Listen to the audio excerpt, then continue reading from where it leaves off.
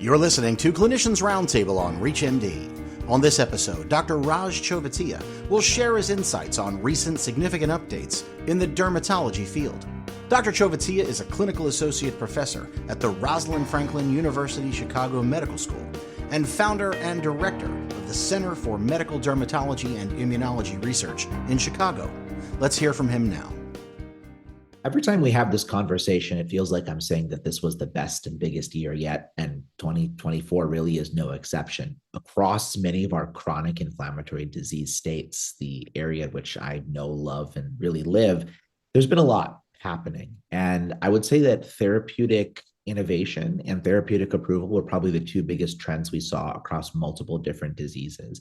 So we can start where we've kind of started the last few years in terms of atopic dermatitis and eczema, and we had multiple new therapy approvals here. So topicals are something that we've really been lacking, particularly non-steroidal topicals. In 2024, saw the approval of two non-steroidals, roflumilast, a next-generation topical phosphodiesterase 4 inhibitor, and tapinarof 1% cream, a aryl hydrocarbon receptor modulator, both of which have really, really intriguing short-term and in particular long-term data for disease control, which is really the place that non-steroidals hopefully are going to make a big dent into steroid use. We saw some systemic approvals here too. So we saw the approval of lebrikizumab, an anti-IL-13 monoclonal antibody that had some really exciting longer-term data, particularly in terms of individuals that were put on less frequent dosing of medication or even removed from medication itself, suggesting maybe some longer-lived effects. Nemolizumab, an anti-IL-31 biologic therapy, really sort of our master target when we think about itch, saw not only approval for atopic dermatitis, but also prurigo nodularis, a related but distinct condition.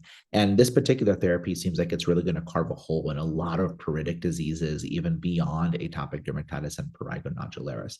Finally, not necessarily a new approval, but we did see some really cool JAK inhibitor data, particularly head-to-head data come out in terms of the Level Up study with upadacitinib versus dupilumab. And what we saw in terms of the first two periods of this study, that in terms of on-label dosing of upadacitinib, in terms of achieving the highest level endpoints, composite endpoints, really getting to the point of nearly clear or almost clear skin and nearly no or no itch whatsoever, upadacitinib outperformed dupilumab, and even patients who were flipped from dupilumab to upadacitinib were able to achieve high levels of response.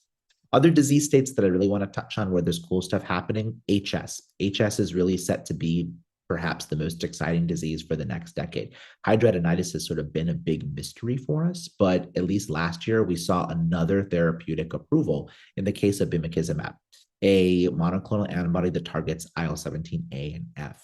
Psoriatic arthritis was another approval that ended up coming for bimekizumab, and so now it has multiple beyond psoriasis, but it's really some of the highest level data we've seen for bimekizumab when it comes to HS that makes it really exciting to go beyond perhaps some of the baseline scores that we have been used to with older therapies.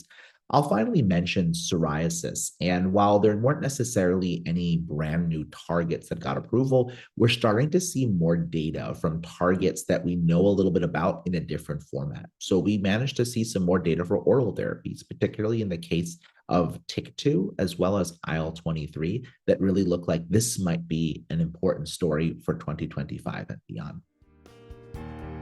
That was Dr. Raj Chovatiya talking about key updates in the dermatology field. To access this and other episodes in our series, visit Clinicians Roundtable on ReachMD.com, where you can be part of the knowledge. Thanks for listening.